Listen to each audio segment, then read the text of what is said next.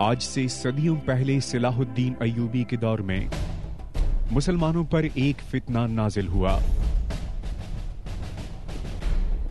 جسے تاریخ فدائی حملہ آوروں کے نام سے جانتی ہے۔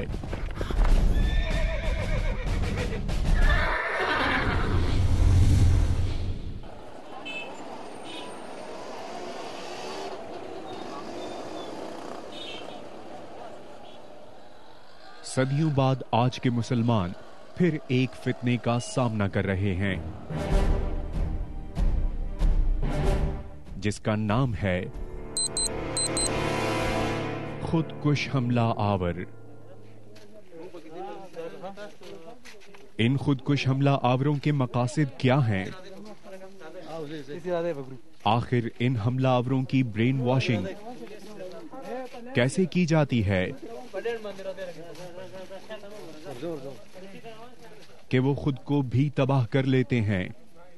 اور سینکڑوں معصوم انسانوں کی جان لینے سے بھی دریغ نہیں کرتے؟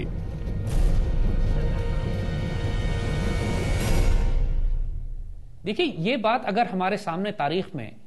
پہلے سے موجود نہ ہوتی تو ہم کو اس کو سمجھنے میں دقت ہوتی، لیکن بات ہم یہی کر رہے ہیں کہ اگر آپ نے آج کے دور کے ان فسادیوں کو، آج کے دور کے ان تکفیریوں کو اور حشاشینیوں کو دیکھنا ہے تو پہلے صلیبی جنگوں میں حسن بن صبا کی تحریک کو سمجھنا پڑے گا۔ وہاں بھی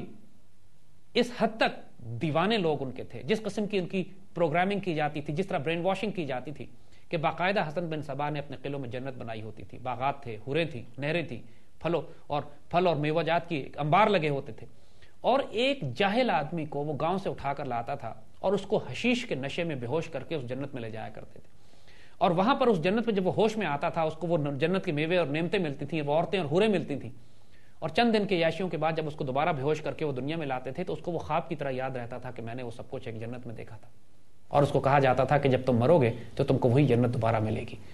اور ایک جس کے پاس علم نہ ہو، جس کی عمر کمزور ہو، جو فرسٹریٹڈ ہو دنیا میں، جس کے پاس کوئی وسائل نہ ہو، جس نے کوئی عیاشی نعمتیں دیکھی نہ ہو، جب اس قسم کے نشے میں، حشیش کے نشے میں اس کو مبتلا کر دیا جائے گا اور ایسی جنتوں کے دورے کرائے جائیں گے تو اس کے بعد وہ ہر قسم کی خودکشی کرنے پر آمادہ ہوتا ہے۔ یہ جو بچے پکڑے گئے ہیں سوات میں، وزیرستان میں، ٹرائبل ایریاز میں، جو کہ اس وقت مختلف قسم کے سائیکولوجیکل سکولز میں جن کی سائیکالوجی کے سکول، جن کی تربیت کی جا رہی ہے، جن کو سکھایا جا رہا ہے، جن کو دوبارہ سے انسان بنانے کی کوشش کی جا رہی ہے، دوبارہ سے مین اسٹریم میں لایا جا رہا ہے، جب ان بچوں کے انٹرویو کیے گئے فوج کی طرف سے، ڈاکٹرز کی طرف سے، سائیکالوجسٹ کی طرف سے، پوچھا گیا کہ تمہارے ساتھ کیا کرتے ہیں، تو ایگزیکٹلی وہی طریقہ کار انہوں نے بتایا کہ جو حسن بن صبا کے لوگ آج سے 900 سال پہلے کیا کرتے تھے۔ ان بچوں کو بھی ڈرگز دی جاتی ہیں، LSDs دی جاتی ہیں، لائف اسٹیمولیٹنگ ڈرگز ہوتی ہیں، حشیش ڈرگز میں دیا جاتا ہے، اور پھر ان کو بھی وہی باتیں بتائی جاتی ہیں کہ جنت کی حوریں تمہارے پاس آ رہی ہیں، ان کی تربیت اسی طرح کرائی جاتی ہے۔ وزیرستان میں، ساؤتھ وزیرستان میں ایسے کمرے ملے ہیں، گھر ملے ہیں جن کی دیواروں کے اوپر انہوں نے جنت کی پینٹنگز بنائی ہوتی ہیں، اور مختلف قسم کی نعمتوں کے بارے میں، حوروں کے بارے میں، باغات کے بارے میں ان کو اس طرح دکھایا جاتا ہے، ایسی کہانیاں ان کو بتائی جاتی ہیں کہ 12 13 14 سال 9 سال کا بچہ جو ہے کمپلیٹ پاگل ہو جاتا ہے۔ اکثر خود کو حملہ آور ٹین ایجرز ہیں، آپ اگر ان کی عمروں کو دیکھیے، بچے ہیں چھوٹے جو یہ کرتے ہیں۔ بہت تھوڑے لوگ ایسے ہوں گے کہ جو نظریاتی طور پر اس بات، یعنی پاکستان کی ریاست کو تباہ کرنے کے لیے، یا اس بات سے کہ صاحب وہ شاید یہ سمجھتے ہوں کہ بہت اعلیٰ قسم کا جہاد کر رہے ہیں۔ باقی بچے تو اتنے چھوٹے ہوتے ہیں کہ ان کو یہ تک نہیں پتا ہوتا کہ ان کو کس لیے، کس مشن پہ، کہاں، کس کے خلاف بھیجا جا رہا ہے، اتنے برین واشڈ ہوتے ہیں یہ،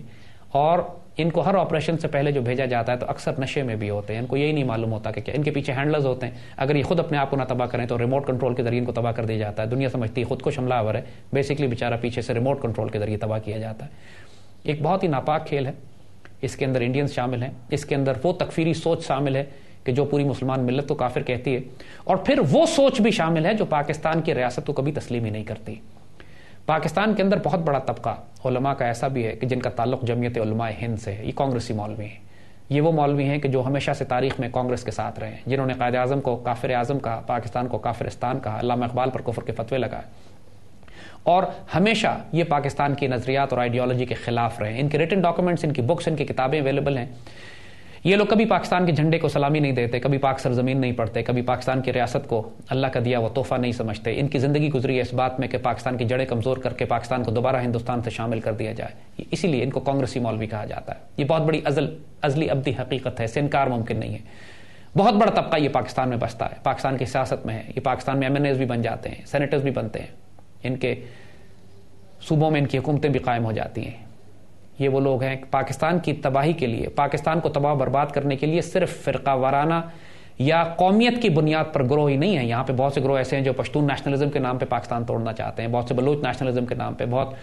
سے گروہ ایسے ہیں کہ جو پاکستان میں لسانیت اور قومیت کی بنیاد پر ملک کو توڑنا چاہتے ہیں، لیکن بہت سے گروہ ایسے بھی ہیں جو مذہب کی بنیاد پر ملک توڑنا چاہتے ہیں. اور ان گروہوں کے بارے میں سب سے کم بات کی جاتی ہے، چونکہ بنیادی طور پر خود کش حملہ آور پاکستان میں جتنے بھی ہیں وہ اسی مذہبی گروہ سے تعلق رکھتے ہیں.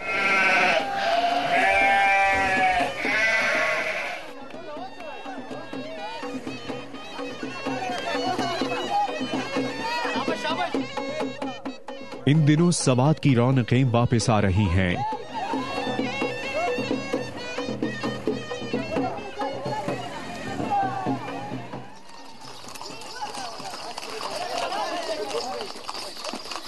سوختہ بازاروں میں قدموں کی تعداد بڑھ رہی ہے.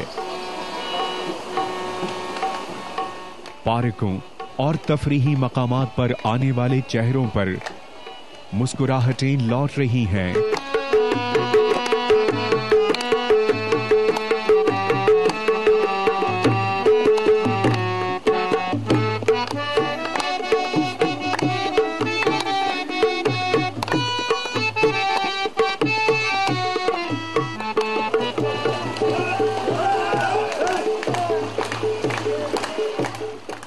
سات مہینے پہلے میں آیا تھا انگلینڈ میں ہوتا ہوں، ادھر آیا 7 مہینے پہلے. وہ حالات اس طرح تھے کہ ہم گھر سے بھی نہیں نکل سکتے تھے.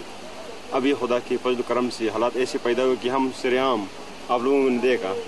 کہ ہم یہ ڈولکی بجا رہے ہیں، باجا بجا رہے ہیں، کیونکہ ہم خوش ہیں آج کل. اور ہم دنیا کو یہ دکھانا چاہتے ہیں کہ ہم پشتون جو ہے we are not all terrorist. ہم بھی چاہتے ہیں کہ محفلیں ہو، رونقیں ہو، لوگ خوش ہو. مگر کچھ لوگوں نے ہماری اس دھرتی کو، اس ہماری جو علاقہ ہے اس پہ ایک عذاب نازل ہوا تھا طالبان کی وجہ سے. آج کل خدا کا فضل ہے کہ اس طرح کچھ نہیں ہے.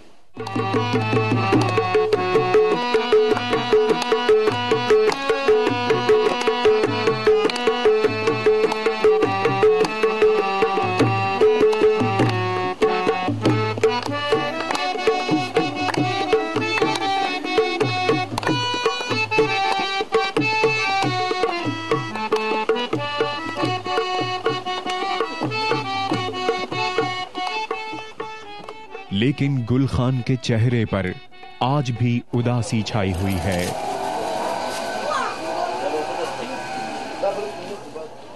اس اداسی کا سبب ہے اس کا مقتول بھائی، جسے دہشت گردوں نے سر بازار ذبح کر دیا تھا. زیارت روز زما ورنداري ما ته ټلیفون کو چې رور دی بیګا شپې نه دراغله. زه چې لاړم خپل ورنداري پسمي ما سجل کوي بس رشکې چلول نه دراغله. منګ دا غزنه بیا یو ځای ته بل ځای ته منډه تړډیواله خلکو ته ټول ته وینا وکړه. ار یو کس چې منګ نه خبر شپږ ورځې منګ متواتر دغه شان د خپل رونه خپل خويندې په دې کوڅو ګرځېدلې منګ ما ته ټلیفون شو چې یاره زما یو مرګ راغی ما ته وینا وکړه ویرا شستارور